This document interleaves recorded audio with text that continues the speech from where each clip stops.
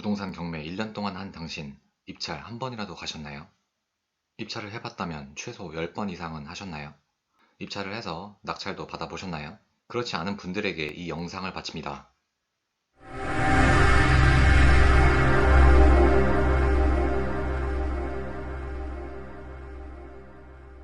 안녕하세요. 온라인 건물주입니다. 부동산 투자 6년을 한 제가 부동산 경매를 안 하는 이유를 알려드리고자 합니다.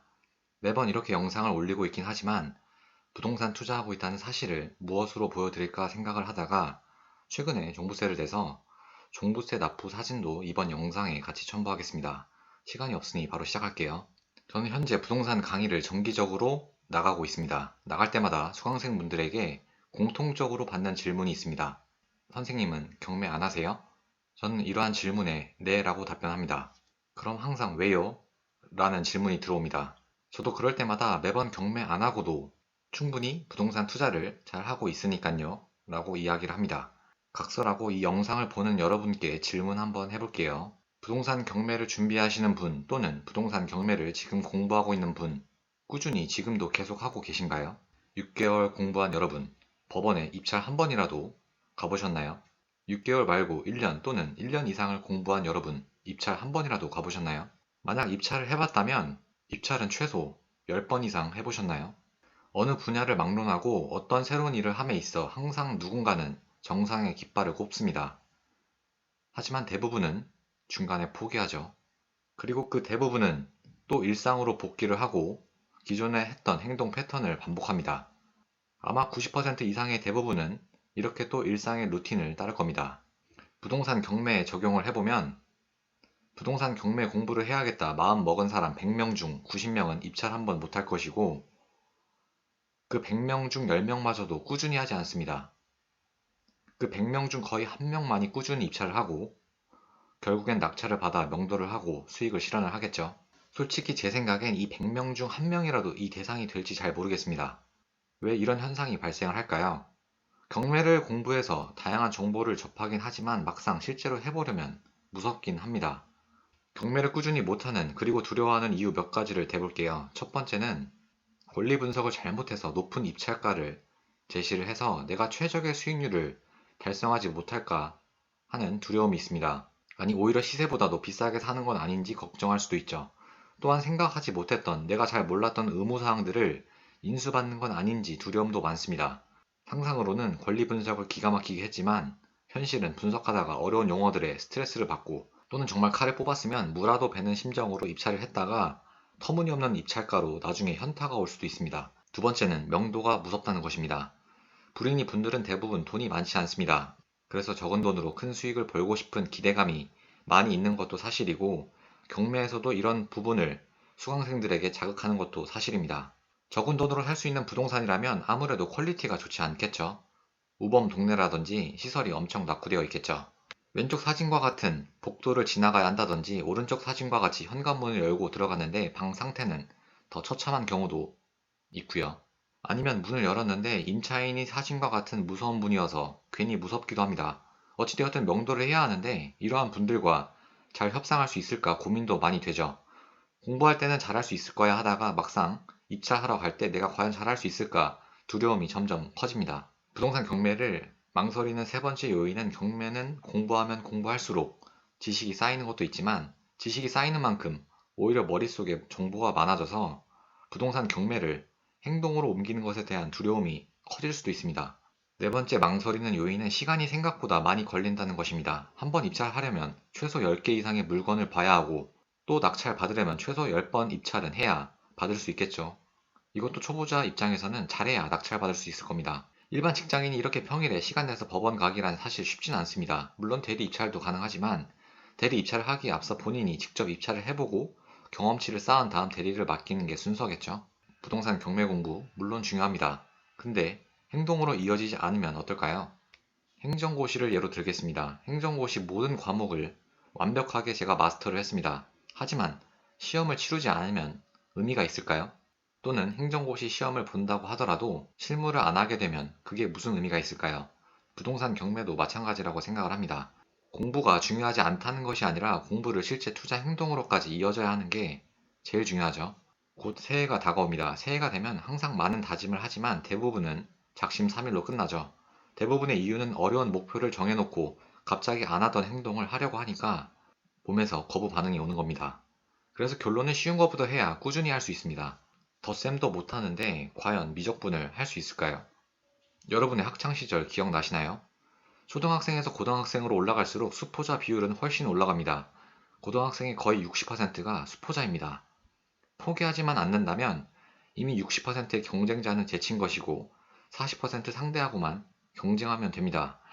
수학은 대학을 들어감에 있어 최고 주요 과목 중 하나죠. 이 수학을 포기하게 되면 일부 과를 제외하고는 최상위권 대학은 다 접어야 합니다. 수학이 참 좋은 예시인 것이 1단계를 이해를 못하면 2단계로 넘어가지 못합니다. 결국 전 단계를 이해해야 앞으로 나아갈 수 있는데 전 단계를 이해를 못하니까 뒤에 있는 단계도 이해할 수가 없어서 결국 흥미를 잃고 포기하는 거죠.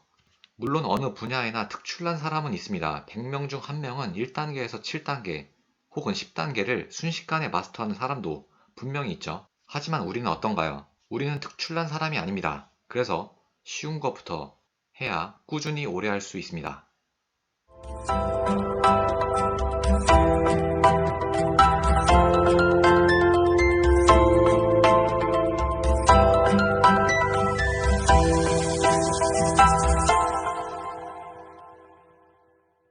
경매의 목적은 무엇일까요? 당연히 시세보다 싸게 사는 것입니다. 근데 오해하는 것이 있는데 경매는 수단일 뿐이지 목적 그 자체가 아닙니다. 무조건 부동산 투자하려면 경매를 해야 한다는 강박관념에 사로잡힐 필요는 없습니다. 그러면 우리는 어떻게 해야 할까요? 정답은 시세 파악을 해야 한다는 것입니다. 재래시장, 대형마트, 백화점, 오픈마켓 할 것 없이 시세 조사는 상품 구입의 기본입니다. 과일 하나 살 때도 여기저기 가게 들려서 따져보고 사시잖아요. 근데 몇 억의 돈이 들어가는 부동산을 그냥 시세조사 대충 하고 투자하시는 분들도 생각보다 많습니다. 같은 상품이라고 해서 절대 같은 가격이 아닙니다. 누군가는 A라는 상품을 만원에 팔고 누구는 20만원에 팔기도 합니다. 시세조사를 확실히 한 사람은 1만원에 살 가능성이 높고 대충 조사한 사람은 그냥 20만원에 사는 거죠. 왼쪽 그림을 한번 볼까요?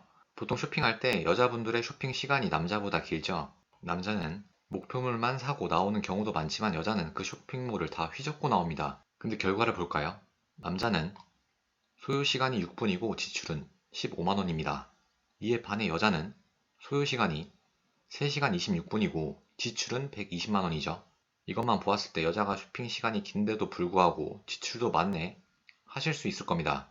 물론 이건 어떻게 바라보느냐에 따라 다를 것 같습니다. 첫 번째는 여자가 모든 가게를 훑으면서 많은 상품을 구매한 것처럼 보일 수도 있습니다. 두 번째는 여기저기 모든 가게를 둘러보면서 상품에 대한 시세 조사가 모두 끝났고 다른 가게에서 샀으면 지출이 1000만원이 될 수도 있지만 이 가게에서 삼으로써 지출이 120만원만 될 수도 있습니다. 그에 반해 남자는 다른 가게 가서 샀으면 5만원에 살 수도 있는 물건을 시세 조사 없이 한 군데 가게만 가서 10만원 더 비싸게 살 수도 있고요. 부동산 경매도 마찬가지입니다. 경매 자체도 그 물건에 대한 시세 파악이 잘 안 되어 있으면 경매를 하는 의미 자체가 없습니다. 지금은 부동산 하락기로 정말 철저한 매수자 우위 시장입니다. 당연히 매도자보다 매수자가 협상력이 더 높아지겠죠. 일단 수도권의 지도를 펼쳐보고 각 지역의 시세 조사를 하셔야 합니다. 그리고 지하철 노선도도 펼쳐보고 수도권에 있는 대부분의 주요 지역들도 직접 다 임장을 가보시는 것을 추천드립니다. 저 같은 경우에는 정말 일부 노선을 제외하고는 모든 수도권 지하철 노선도를 다 탔습니다. 지하철로 다니면서 어떠한 지역에 내리게 되면 차로 이동하는 것보다 걷는 것을 추천드립니다. 아무래도 미리 인터넷으로 사전 조사를 했겠지만 막상 낯선 지역에 오게 되면 아무래도 머릿속에 그 지역의 맵이 잘 그려지지 않습니다. 이런 와중에 차로 왔다 갔다 하면 머릿속에 그 지역이 잘 들어오지 않습니다. 시간이 걸리더라도 천천히 걸어 다니시는 게 힘들지라도 머릿속에 확실히 잘 들어옵니다. 부동산 하락 기사 매번 보지만 오히려 저는 이런 기사를 주로 더 찾아봅니다. 부동산 하락 기사를 보고 누군가는 힘들 수도 있겠지만 누군가는 같은 상황을 겪고도 기회라고 생각하는 분도 반드시 있습니다. 특히 이런 급락 지역은 제가 더 유심 있게 보는 지역입니다. 기존 가격보다 훨씬 많이 떨어진 매물들은 저에게 확실히 구매할 수 있는 가능성이 예전보다 더 높아졌기 때문인데요. 물론 급락하는 지역을 무조건 사라는 건 아니고 그 중에서도 저평가된 매물들을 고르는 거죠. 사기가 판치는 세상입니다. 1kg에 5만원인 줄 알았던 횟감을 저울 잴 때 소쿠리 무게까지 포함해서 재고 손님이 안 보고 있으면 회 뜰 때 생선 바꿔치기 하는 경우도 있습니다. 즉 내가 원래 사려고 했던 물건의 실질 가치보다 훨씬 비싸게 주는 셈이죠. 근데 최근 부동산은 어떤지 아세요?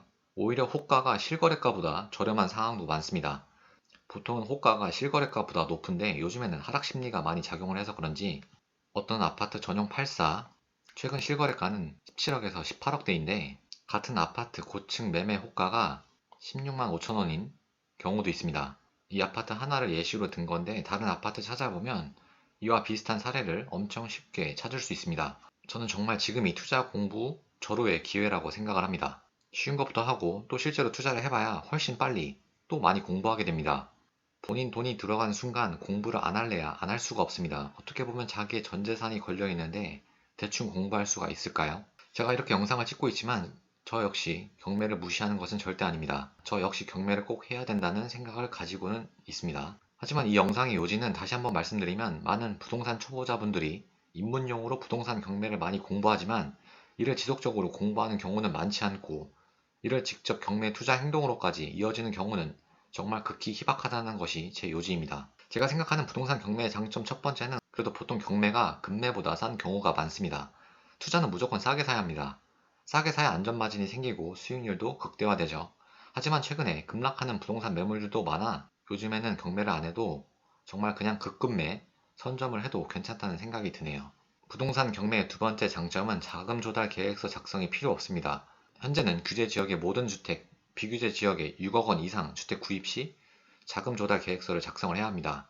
투기과열지구는 증빙 자료까지 제출해야 하고요. 하지만 경매 물건은 실거래 신고 대상이 아니기 때문에 자금 조달 계획서를 제출하지 않아도 돼서 좋습니다. 부동산 경매의 세 번째 장점은 토지 거래 허가가 필요가 없다는 건데요. 서울 핵심지와 개발 호재가 있는 곳은 토지 거래 허가 구역으로 지정되어 매매가 자유롭지 못합니다. 하지만 경매는 토지 거래 허가를 받지 않습니다. 토지 거래 허가 구역으로 지정이 되면 일정 규모 이상 주택 토지 거래 시 해당 구청장의 허가가 필요하고 허가 없이 거래 계약을 하는 경우 2년 이하 징역도 받죠. 또한 주거용 부동산의 경우 실입주만 가능하고 임대를 줄 수 없습니다.